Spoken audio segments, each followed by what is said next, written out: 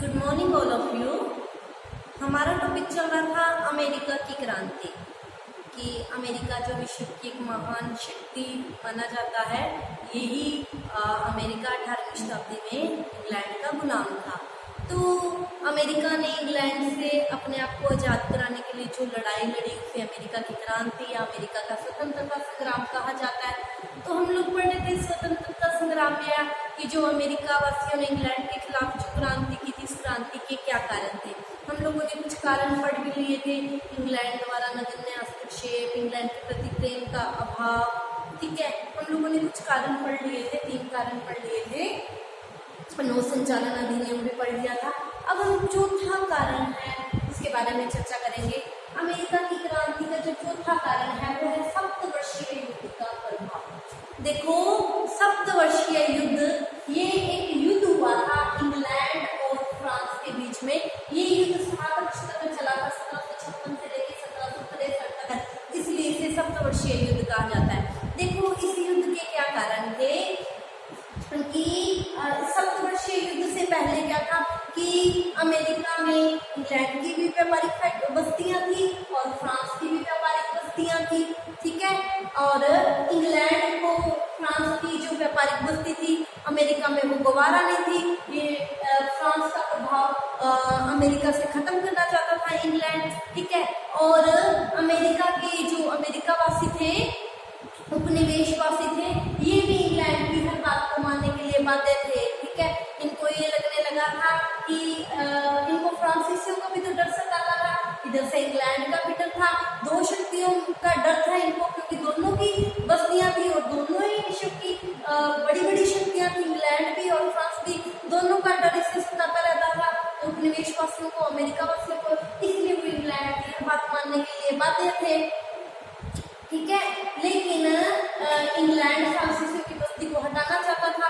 इसके लिए सप्तवर्षीय 7 वर्ष तक युद्ध लड़ा गया, इंग्लैंड और फ्रांस के मध्य युद्ध लड़ा गया।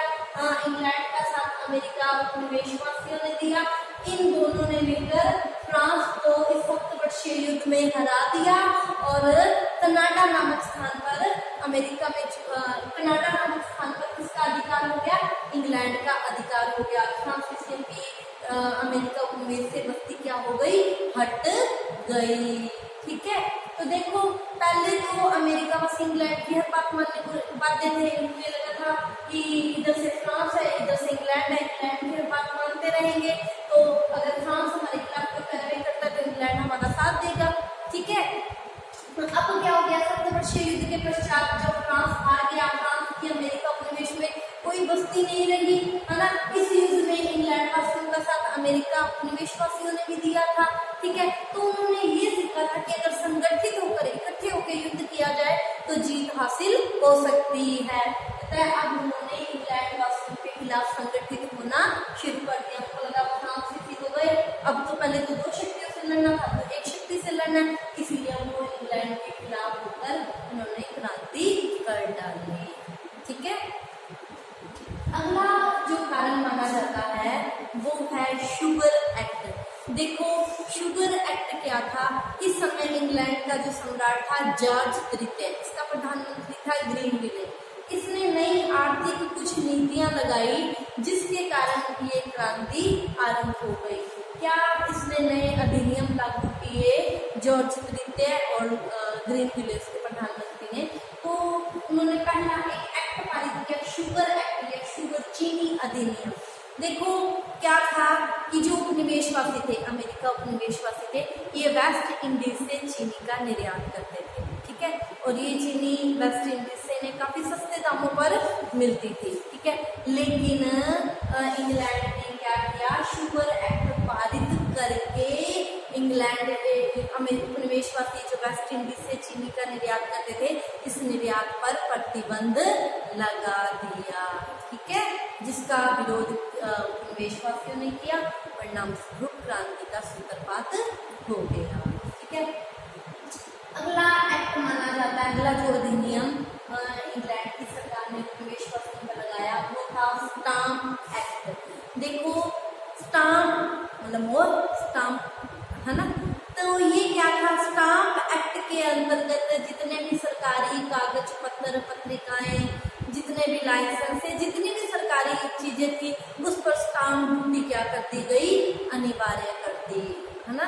इंग्लैंड की सरकार ने क्या कहा, जितने भी अमेरिका के सरकारी कागज है उस पर हमारी एक मोहर लगेगी और स्टाम्प लगेगी, जिसका कर भी अदा करना होगा, टैक्स देना होगा, ठीक है। वैसे तो ये स्टाम्प कर जो था बहुत कम था और उपनिवेशवासियों पर, अमेरिका उपनिवेशवासियों पर इसका कोई इतना आर्थिक भार नहीं पड़ा, ठीक है। लेकिन अमेरिका उपनिवेशवासियों ने इसका विरोध किया, क्या कहा कि हम अपने किसी भी सरकारी कागज या किसी पर भी अंग्रेजों की स्टाम्प ड्यूटी को स्वीकार नहीं करेंगे, ठीक है। क्यों? क्योंकि इंग्लैंड की प्रतिनिधि सभा में हमारा कोई सदस्य नहीं है, तो हम इस कर को क्यों चुकाएं, ठीक है। तो काफी विद्वान जो अमेरिका के उपनिवेश के जो विद्वान थे उन्होंने भी स्टाम्प एक्ट का विरोध किया। जितने भी युवा लोग थे अमेरिका के वो सड़कों पर उतर आए। इन्हें क्या कहा गया, स्वाधीनता के पुत्र और पुत्रियां कहा गया। इन्होंने क्या कहते हैं, ये सड़कों पर निकल पड़े, स्टाम्प एक्ट का विरोध किया। जितने भी स्टाम्प बेचने वाले थे उनसे स्टाम्प लेकर क्या कर दिया, इन लोगों ने स्टाम्प जला दिए, स्टाम्प बेचने से उन्हें रोका। इस प्रकार क्या हो गया, इस एक्ट का विरोध हुआ और क्रांति का सूत्रपात हो गया, क्रांति की शुरुआत हो गई, ठीक है। अगला जो एक्ट इन लोगों ने, इंग्लैंड की सरकार ने पारित किया वो था करेंसी एक्ट। करेंसी मतलब मुद्रा, मुद्रा एक्ट मतलब अधिनियम, करेंसी एक्ट या मुद्रा अधिनियम। देखो मुद्रा अधिनियम क्या था, सप्तवर्षीय युद्ध से पहले उपनिवेशवासियों में अपनी स्वयं की क्या थी, मुद्रा थी, अपनी स्वयं की मुद्रा थी इनकी, है ना, उपनिवेशवासियों की, ठीक है। अब क्या हो गया था, सप्तवर्षीय जो युद्ध लड़ा गया था, 7 वर्ष तक युद्ध लड़ा था, उपनिवेशवासियों की आर्थिक स्थिति क्या हो गई थी, थोड़ी बिगड़ने लग गई थी, उस पर आर्थिक भार पड़ने लग गया था। तो उपनिवेशवासियों ने, अमेरिका उपनिवेशवासियों ने अपने ये जो आर्थिक भार पड़ा इसका निराकरण करने के लिए, इसको दूर करने के लिए अत्यधिक मुद्रा जारी कर दी, ठीक है, ज्यादा मुद्रा जारी कर दी ताकि आर्थिक स्थिति क्या हो जाए, अच्छी हो जाए, ठीक है।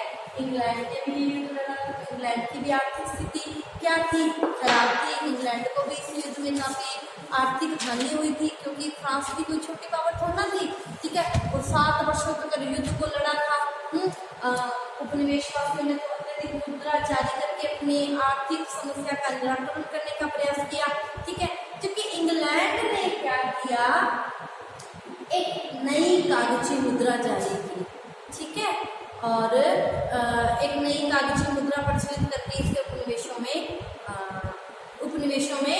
उपनिवेशवासियों को क्या कहा, अमेरिका उपनिवेशवासियों को कि आप एक नई मुद्रा जारी करते हैं उनके लिए, कागजी मुद्रा, और क्या कहा कि आपके लिए ये मुद्रा है आज से। इनकी जो खुद की मुद्रा थी उपनिवेशवासियों की उसको बंद कर दिया, उस पर रोक लगा दी और अपनी ही कागजी मुद्रा जारी कर दी, ठीक है। और ये जो इंग्लैंड ने अपनी कागजी मुद्रा उपनिवेश, अमेरिका उपनिवेश में जारी की, है ना, ये क्या थी, जो जब अमेरिका उपनिवेशवासी दूसरे देशों में व्यापार करने जाते थे तो वो लोग क्या है, इस मुद्रा को मानते नहीं थे, मान्य नहीं किया उन्होंने इस मुद्रा को, ठीक है।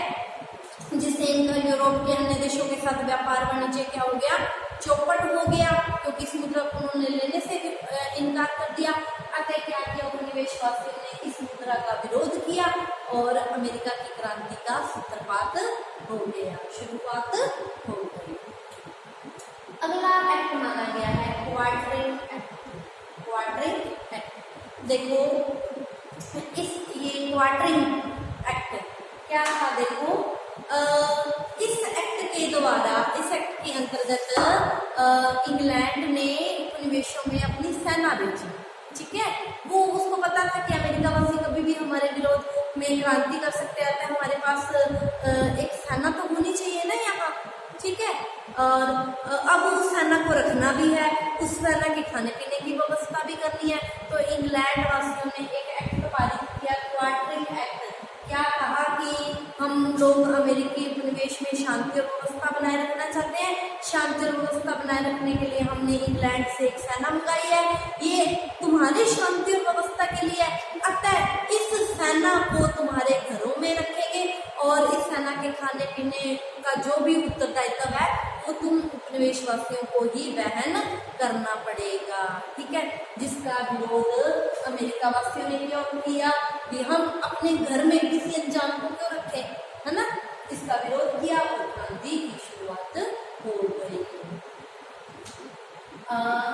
अगला जो मेन कारण माना गया है, जो तत्कालीन कारण था, वो क्या था? ये सारे कारण तो थे, बारूद का ढेर तो तैयार हो ही रहा था, अब इसमें चिंगारी लगाने का जो काम किया, जो मेन तत्कालीन कारण था, वो था लॉर्ड नाथ की चाय की नीति। लॉर्ड नाथ की चाय की नीति, तो देखो तत्कालीन लॉर्ड नाथ की चाय की नीति को माना जाता है। देखो चाय की नीति क्या थी, लॉर्ड नाथ की चाय की नीति क्या थी? देखो इस समय क्या है, भारत और इंग्लैंड, भारत भी क्या था, अंग्रेजों का उपनिवेश ही था, इस समय गुलामी था। ठीक है, इस समय क्या था, भारत और इंग्लैंड दोनों में क्या था, चाय के गोदाम भरे हुए थे। ठीक है, और इस चाय को खरीदने वाला कोई भी देश नहीं था, कोई भी इंग्लैंड की चाय को नहीं खरीद रहा था। ठीक है, और इस समय क्या हो गया था, ईस्ट इंडिया जो कंपनी थी, कंपनी तो आई थी, व्यापार करने तो आए थे लोग, हमारे भारत में भी तो व्यापार करने आए थे लोग। ठीक है, इस समय इंग्लैंड की जो ईस्ट इंडिया कंपनी थी, इसकी आर्थिक स्थिति बहुत ज्यादा दयनीय हो गई थी। तो ईस्ट इंडिया कंपनी ने क्या है, अपनी सरकार, ब्रिटिश सरकार से सहायता मांगी। तो ब्रिटिश सरकार से जब सहायता मांगी तो ब्रिटिश सरकार, इस समय जो प्रधानमंत्री था लॉर्ड नाथ, ठीक है, जॉर्ज तृतीय राजा थे और लॉर्ड नाथ उनका प्रधानमंत्री था। ठीक है, तो लॉर्ड नाथ के दिमाग में एक विचार आया कि भारत और इंग्लैंड में चाय के गोदाम भरे हुए हैं। ठीक है, और क्या है, इन चाय को खरीदने वाला कोई नहीं है ना, और उपनिवेशवासी अमेरिका वाली चाय तो खरीदेंगे नहीं, है ना, क्यों ना जो चाय इंग्लैंड की भारत में पड़ी है ना, उस चाय को सीधा पहले ये जैसे उपनिवेशवासियों के साथ उन्होंने किया था भी, कोई भी वस्तु का निर्यात करना है तो पहले ब्रिटिश बंदरगाह इंग्लैंड जाना होगा, वहाँ रुकना होगा, वहाँ शुल्क जमा करवाना होगा, है ना। ये स्थिति भारत के साथ थी कि भारतीय लोग कहीं व्यापार करने जाते थे तो ब्रिटिश बंदरगाहों पर रुकते थे और उसका शुल्क अदा करते थे। तो लॉर्ड नाथ के विचार में, लॉर्ड नाथ के दिमाग में ये विचार आया कि भारत और इंग्लैंड में जो चाय के गोदाम भरे हुए हैं, चाय के गोदाम जो भारत में भरे हुए हैं, उस चाय को, है ना, इंग्लैंड ना लाकर पहले, है ना, सीधा भारत से ही अमेरिका उपनिवेश में इस चाय को भेज दिया जाए तो ये चाय सस्ती भी हो जाएगी, क्यों, क्योंकि वहाँ पे शुल्क जमा नहीं कराया तो चाय सस्ती हो जाएगी, है ना, और ये चाय सीधा इंग्लैंड से भी नहीं आ रही, भारत से आ रही है, तो अमेरिकी उपनिवेशवासी इस चाय को क्या है, खरीद लेंगे, है ना, और ये चाय किसकी भेजी हुई है, भेजी हुई तो हमारी है, इंग्लैंड ने सोचा, है ना, ये हमारी चाय को क्या है, खरीद लेंगे और हम धीरे धीरे क्या है, इस चाय पर टैक्स लगाना शुरू कर देंगे और धीरे धीरे अन्य चीजों पर भी टैक्स लगाना शुरू कर देंगे। लॉर्ड नाथ के दिमाग में ये विचार आया और उन्होंने ये किया, भारत में जो इंग्लैंड के चाय के गोदाम भरे हुए थे, वहां से चाय इंग्लैंड ना भेजकर, पहले इंग्लैंड जाके फिर अमेरिका बताया, पहले से बता, इंग्लैंड ना भेजकर डायरेक्ट भारत से उपनिवेशों में चाय आने लग गए। लेकिन अमेरिका उपनिवेश ने इस चाय का विरोध किया। उसने क्या कहा, अमेरिका ने क्या कहा कि अगर हम अमेरिका की कि हम अगर इंग्लैंड की चाय ले लेते हैं तो इस चाय पर इंग्लैंड का एकाधिकार हो जाएगा और इस चाय पे कर लगा देंगे और चाय पे कर लगाते लगाते अन्य वस्तुओं पर भी कर लगा देंगे। अतः उन्होंने इंग्लैंड की इस चाय बिक्री का विरोध किया। ठीक है, लेकिन इंग्लैंड ने क्या किया, धक्के से चाय भेजी, उपनिवेशों में चाय भेजी। ठीक है, तो वो जो चाय भेजी वो कौन सी घटना थी, बोस्टन टी पार्टी की घटना 16 दिसंबर 1773। देखो 16 दिसंबर 1773 को एक घटना घटित हुई। लॉर्ड नाथ की नीति के अनुसार चाय से भरे हुए जहाज, ठीक है, सीधा अमेरिका उपनिवेश में भेजे गए। ठीक है, और क्या हुआ, चाय से लगा हुआ एक जहाज अमेरिका उपनिवेश का एक बंदरगाह था, बोस्टन बंदरगाह। बंदरगाह का नाम है बोस्टन बंदरगाह। तो बोस्टन बंदरगाह का नाम है, टी मतलब चाय, टी पार्टी की घटना, बोस्टन टी पार्टी की घटना। बोस्टन बंदरगाह पर ये जो चाय की घटना घटित हुई, इसकी बात करें 16 दिसंबर 1773 को ये घटना घटित हुई। इस घटना के अनुसार चाय से लदे हुए जहाजों को सीधा उपनिवेशों में भेजा गया। उपनिवेशवासियों ने इस चाय का विरोध किया, लेकिन फिर भी धक्के से इंग्लैंड ने इस चाय को उपनिवेश में भेजा।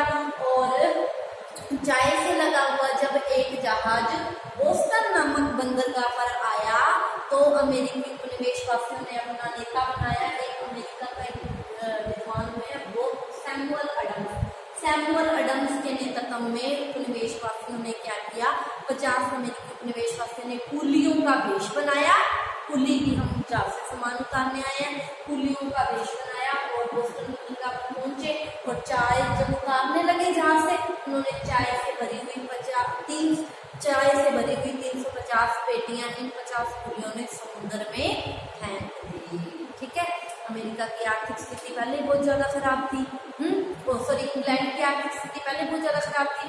अब इतना चाय का नुकसान हो गया तो इंग्लैंड की सरकार बहुत ज्यादा क्रुद्ध हो गई। उन्होंने बोस्टन बंदरगाह को बंद कर दिया। बोस्टन बंदरगाह में जो व्यापार हो रहा था वो व्यापार में उपनिवेशवासियों का ठप हो गया। उपनिवेशवासियों की आर्थिक स्थिति खराब होने लगी। इंग्लैंड की सरकार ने शक्ति दिखाई, क्या कहा, ये जो 50 आदमी है इसे हमारे यहाँ भेजा जाए, इंग्लैंड में भेजा जाए, हम इस पर मुकदमा चलाएंगे। ठीक है, इंग्लैंड ने बहुत ज्यादा सख्ती कर दी। जब बहुत ज्यादा सख्ती कर दी तो अमेरिका वासियों ने क्रांति को शुरू कर दिया। ठीक है, ये थी अमेरिका की क्रांति के कारण। नेक्स्ट टॉपिक कल करेंगे, कल बात करेंगे।